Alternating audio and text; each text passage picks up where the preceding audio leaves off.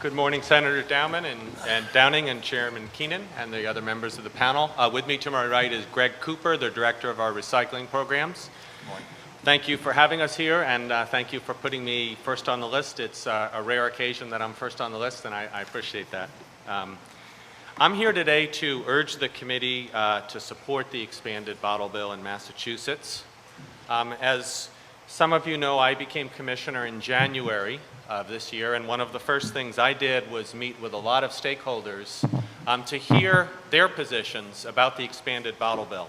I heard from proponents, I heard from opponents, I learned a lot from everyone I heard from, and I'm sure you will today as well.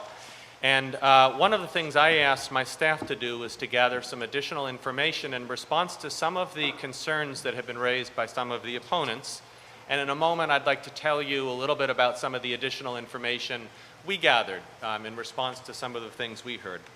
But first, I want to say that after looking at all the evidence and all the arguments, and as a member of the Patrick administration, we do believe that the arguments in favor of the expanded bottle bill are compelling.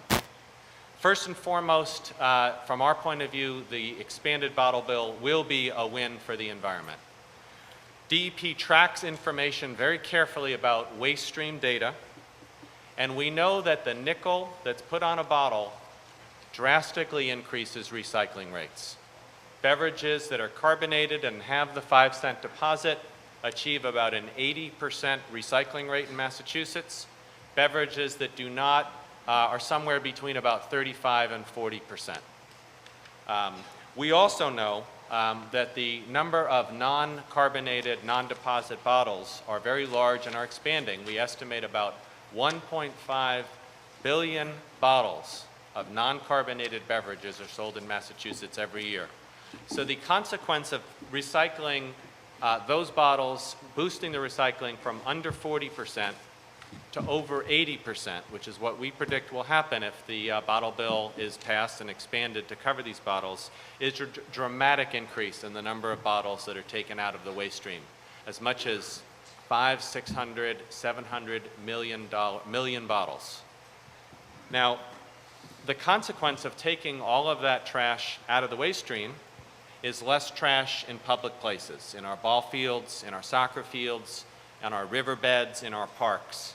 And so the bottle bill is absolutely an effective measure at reducing trash. And I think all of us know this when we go to public places and we look in a trash can. If you look at the bottles that are in that trash can, about 3 out of 4 of them are bottles that don't have a deposit, even though that's about a third, maybe 40% of the total bottles sold in Massachusetts.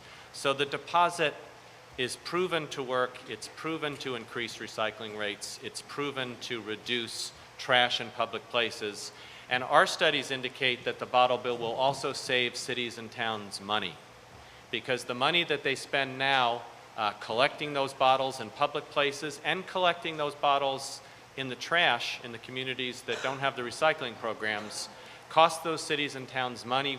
We estimate that cities and towns would save about $6 to $7 million a year if we expanded the bottle bill.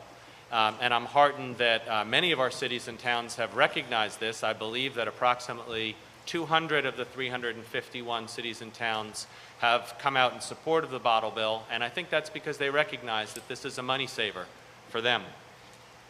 Now, we've heard and continue to hear this is a very vigorous debate, and we recognize that, and all the people I've met with have very strong feelings about this. We've heard some claims in opposition to the bottle bill. One, of course, which has been floating around is the idea that it's a tax. Now, I know this committee is more familiar than I with what a tax is, but from our point of view, the bottle bill is not a tax. It's a refundable deposit. It's not a tax, and the principal purpose of the bottle bill is environmental. It's to reduce litter and increase recycling. And in fact, ironically, if the environmental purpose of the bill is achieved, that means people are redeeming these bottles, and so the amount of revenue will go down. So the purpose of this bill is environmental protection, not raising revenue. There may be, we predict there would be some increase in revenue as a result of it, but that is not the primary purpose, and that I believe is dispositive on the issue of whether it's a tax. I think a tax by definition the primary purpose is to raise revenue, and that's not the case here. Now, I did want to just talk briefly about some additional information that we've gathered, that we have a preliminary survey which we'll be providing to the committee, and I just want to hit the highlights of that. So when I met with opponents of the bottle bill, and in fact they were gracious enough to bring me to a supermarket, and we had a good long conversation, I heard three things.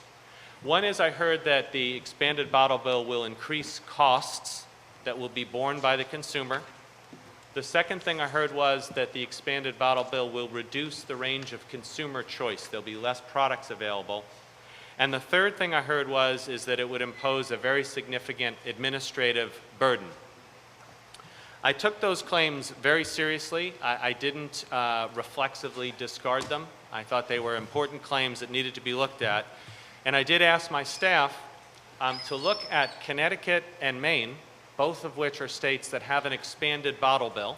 Maine's is broader than Connecticut's, but both of them now have a deposit on water. For Connecticut and for Maine, they have a deposit on water and water-flavored drinks and juice. And I asked my staff to compare prices, consumer choice, and the administrative issues in those states so we could get some real-life data. And in short, in this preliminary survey, and I want to emphasize that, it's a preliminary survey, what we found was that the bottle bill doesn't result in the price of beverages being higher in the states that have the bottle bill. It does not result in a loss of consumer choice. And there already exists in the states that have expanded the bottle bill sufficient infrastructure to take the additional bottles that would be covered if we expanded it in Massachusetts. And to drill down a little bit, we looked at supermarkets across these states and supermarkets in New Hampshire. And in general, we found that pricing is very consistent amongst different supermarkets. So a can of Coke in a Shaw's in New Hampshire is basically the same price as it is in Maine and New Hampshire and Connecticut. Sometimes you find, surprisingly, that states that have a bottle deposit on water, the water actually costs less in that state than it does in Massachusetts. But overall, you cannot find a pattern that suggests that the bottle bill increases cost to consumers. We also found that in Maine, which has the most ambitious expanded bottle bill, they seem to have more consumer choice with water and water-flavored drinks than we do. Despite the fact that they have a bottle bill. Our hypothesis on that, by the way, is that the Maine stores are larger, and it's shelf space, really, that dictates how much consumer choice you have, not whether there's a bottle bill. The third thing we found out, which I think is relevant, is that the so-called reverse vending machines, where you bring a bottle to a store, you put it in the machine, and it spits out a nickel, have very large capacity and ability to handle almost all the bottles that would be covered.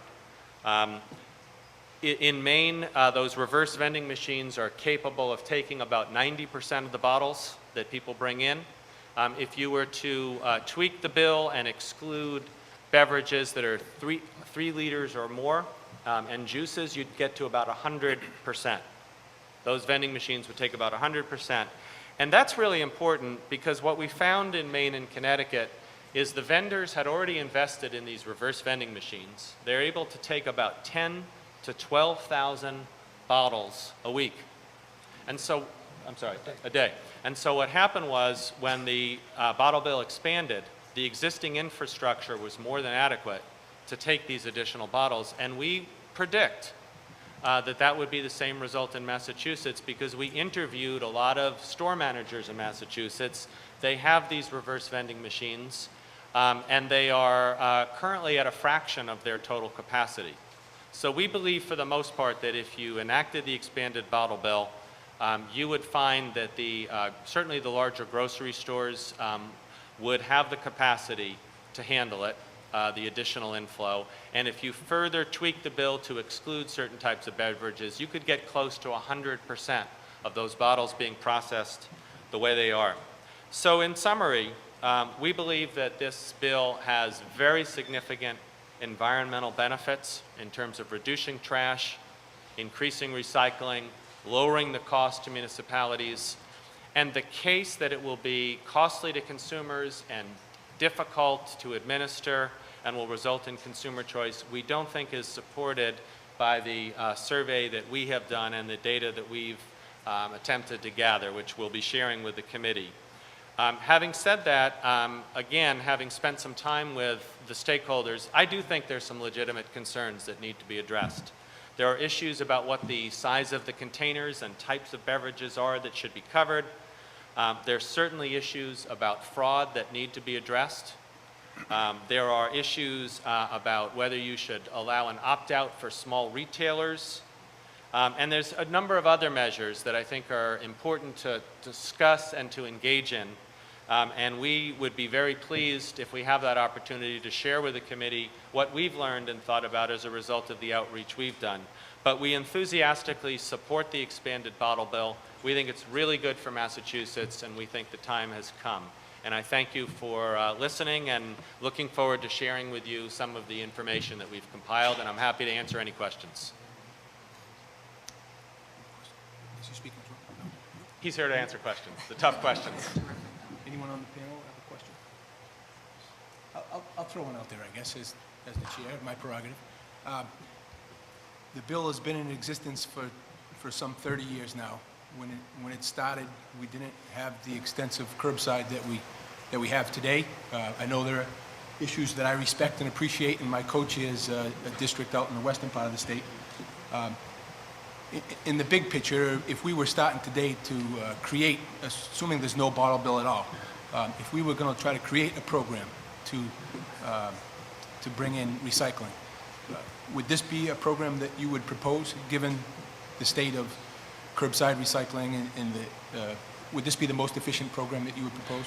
It's a good question. Of course, it's not our current fact situation, as your question indicates. I still think it would make sense because even in the most effective curbside recycling programs, and about half of the communities have them in Massachusetts, we're still getting, about a 30 to 40% recycling rate for bottles. With the bottle bill, we're getting, up to an 80%. So I think it's still effective, notwithstanding curbside recycling. And also, I think it's important to point out a lot of the bottles that are getting discarded in public places are on-the-go drinks. They're not the bottles that people are necessarily buying from the grocery store, although that happens too. So even the best curbside recycling program isn't going to get at that problem, and that's a large problem. So I would suggest that curbside is good and should be expanded. We're certainly enthusiastic about a D.E.P, but the bottle bill still has an important and effective and proven track record here, so we would recommend both, even if we were starting from scratch, which of course we're not. My question would be relative to the bottle bill. Actually, we have about 10 flavors of the bottle bill in front of us. And have you looked through all of those and determined if there are any items in the one other than that was sponsored by Senator Cream that have things in them that you do like or do not like, and what kind of mix would you like to see? Well, we have looked at them.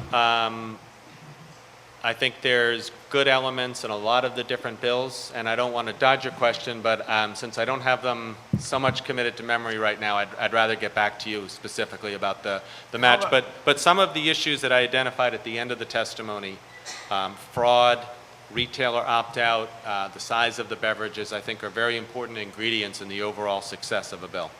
Let me ask you specifically about one that has some language in it dedicating the money that gets raised from this into a special fund to help clean up environmental situations around the state. Would you be in favor of, because it was estimated that we would have somewhere around $20 million of uncollected deposits, and should that be earmarked or should it just go into the general fund?